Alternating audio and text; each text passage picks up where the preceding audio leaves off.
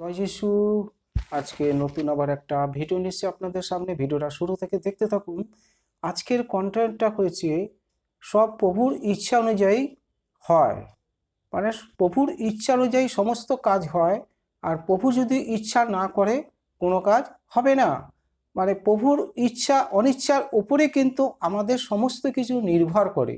আমরা প্রার্থনার মাধ্যমে প্রভুর কাছে চাইতে থাকি এবং প্রভু আমাদের সমস্ত কিছু কিন্তু খাতিয়ে দেখে যে আমাদের সংসারের ভাণ্ডারে কি আছে নেই, কোন জিনিসটা প্রয়োজন, কোন জিনিসটা দরকার। প্রভু কিন্তু আমাদের সমস্ত কিছু জুটিয়ে দেয়। তাহলে আমরা যাব কোথায়? কারণ আমরা তো অভাবী গরিবের ঘরে আমাদের জন্ম। তাই আমরা সবসময় প্রভুর উপরে, সৃষ্টিকর্তা ঈশ্বরের উপরে নির্ভর করে চলি যে হে প্রভু, হে ঈশ্বর, আমার বিশেষ করে খুব দুঃখ কষ্ট যাতনা লঞ্ছনার মধ্যে দিয়ে আমি লেখাপড়া শিখে মানুষ হচ্ছি। প্রভু আমাকে একটা ভালো জায়গার সংস্থানে একটা চাকরির ব্যবস্থা করে দাও, বা আমি এই ব্যবসাটা করতে যাচ্ছি যাতে ব্যবসায় আমি সফলতা হতে পারি।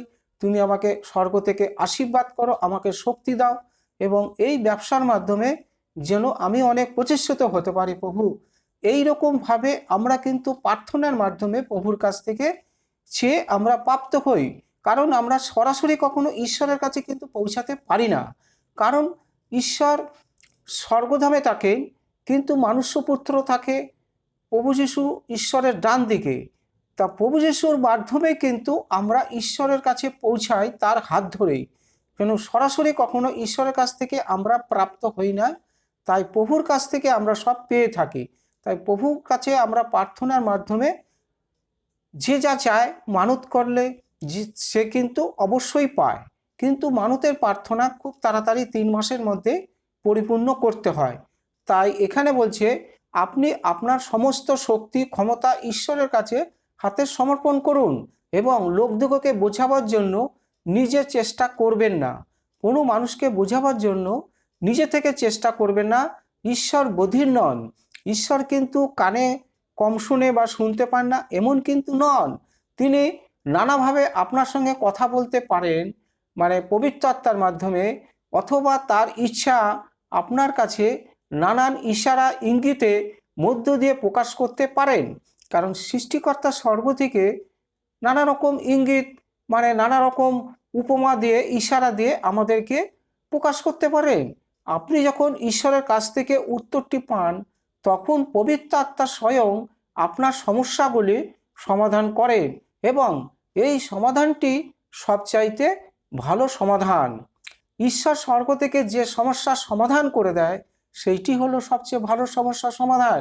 আর যে লোকেরা ঈশ্বরের অপেক্ষা করে ঈশ্বর তাদেরকে এমন একটি সমাধান দান করেন যা আমরা প্রকাশ করতে সক্ষম নই।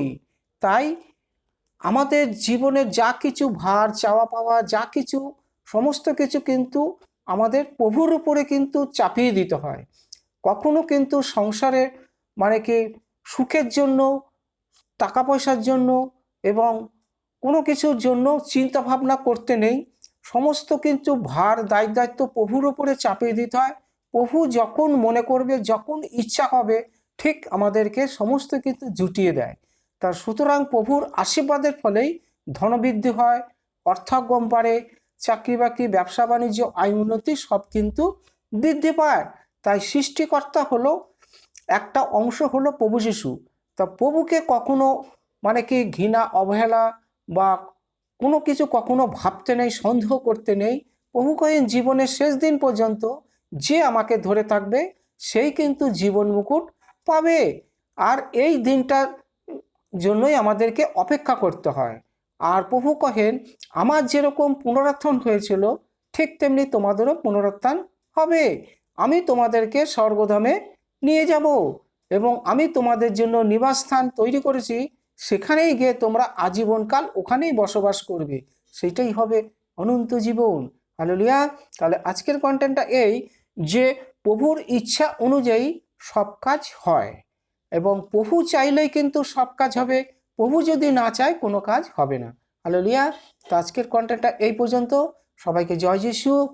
আর প্রভুর কাছে মিনতি প্রার্থনা যদি ভিডিওটা একটু ভালো লেগে থাকে একটা সাবস্ক্রাইব দেবেন, কারণ এর থেকে কিন্তু ভালো ভালো ভিডিও কিন্তু সবার আগে আপনাদের কাছে পৌঁছাবে। আর প্রভুর কাছে প্রার্থনা করি আপনারা সদা সর্বদা ভালো থাকুন, সুস্থ থাকুন, আপনাদের দুঃখ কষ্ট সমস্ত রোগ ব্যাধি সমস্ত কিছুর হাত থেকে যেন প্রভু আপনাদেরকে মঙ্গলময় আশীর্বাদ প্রদান করে, সংসারে যেন সুখ শান্তি সমৃদ্ধ সমস্ত কিছু বজায় থাকে। আমি প্রভু যিশুর নামে প্রার্থনা করি। সবাইকে জয় যিশু, আমেন।